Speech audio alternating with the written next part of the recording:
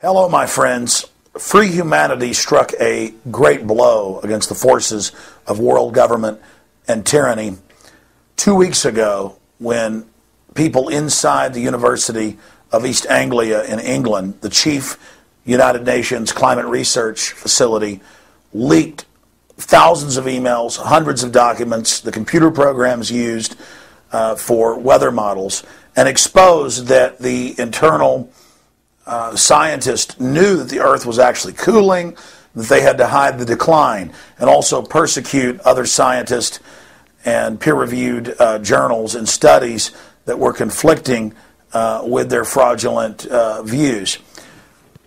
In the emails, we've now learned that they're talking to Dutch Royal Shell, British Petroleum, Siemens, and other Fortune 100 companies about creating the global carbon tax as a system to fund world government.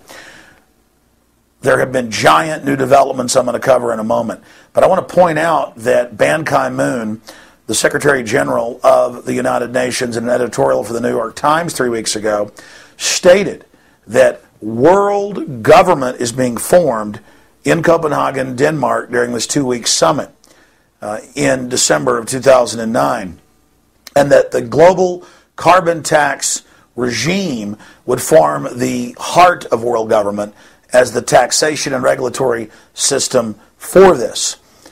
And so I think it's important today in this update to go over exactly what is in the treaty, and also a communique leaked yesterday, December 8th, and was first published in the London Guardian, titled "Copenhagen Climate Summit in Disarray After Danish Text Leak. Developing countries react furiously to leaked draft agreement that would hand more power to rich nations, sideline the UN's negotiating role, and abandon the Kyoto Protocol." I also want to go over the treaty itself, the Framework Convention on Climate Change, all 200 pages here. When you listen to the new head of the European Union, he openly states that world government is being established. When you listen to Al Gore, he speaks of global governance built around the Copenhagen Treaty. When you listen to Ban Ki-moon, he states the same thing. There's no more any room for denial. World government has arrived. World government is here. It is unelected, it is tyrannical, and it wishes to control the planet through an iron grip on resources. But here is the big development. Remember that the private IMF and World Bank, holding companies for the private central banks of the planet, have been caught in Nigeria and Brazil, Argentina, you name it, Asia, Latin America, Africa, the Middle East, Eastern Europe, Russia, engineering crises, destroying economies so they can vertically integrate them and criminally consolidate them. In 2002, Greg Palast of the BBC was given several thousand pages of leaked documents. Simultaneously, Nobel Prize winner for economics, Joseph Stiglitz, went public saying that the IMF and World Bank were engineering financial collapse and the destruction of industrialized society so they could consolidate control. Now, in the last year or so, the United Nations and the private financial backers that control it, because the United Nations General Assembly is just a debating society, the United Nations Security Council actually holds all the power, and they admit that, told the third world, oh, you're going to get back at America and Europe and Japan that have been looting you, as if the people of those countries had done it and not the banking and oligarch elites that are based in them.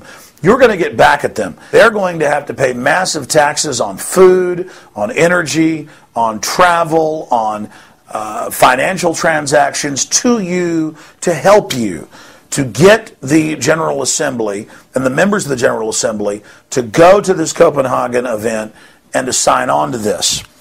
Now, in my film, Fall of the Republic, we detail from previous documents from the UN and from the IMF and World Bank, Goldman Sachs, JP Morgan Chase, Bank of London, and others, the Bank of England based in London, that private central banks were simply setting up their own private global government, and that the populations of the world, both developing and developed, would have to pay taxes in a form of new derivatives that actually Enron head Ken Lay came up with Al Gore in the mid-1990s. That this was a system of total hegemonic financial rule by this establishment. But on December 8th, 2009, during the second day of this global government founding event that the UN itself is calling the greatest moment for world government, the most important meeting in world history. The media is calling that because it is. This is the establishment of this tyrannical world system. When you read the latest leaked communique that is an addendum to the treaty itself, which openly establishes hundreds of new taxes, 700 new bureaucracies, 700 plus, you learn in this draft copy that was not for public distribution, and I'm reading from the London Guardian, Copenhagen climate summit in disarray after Danish text link. Developing countries react furiously to leaked draft agreement that would hand more power to rich nations, sideline the UN's negotiating role, and abandon the Kyoto Protocol. Reading from the Guardian, and they have a link to the text of the secret document.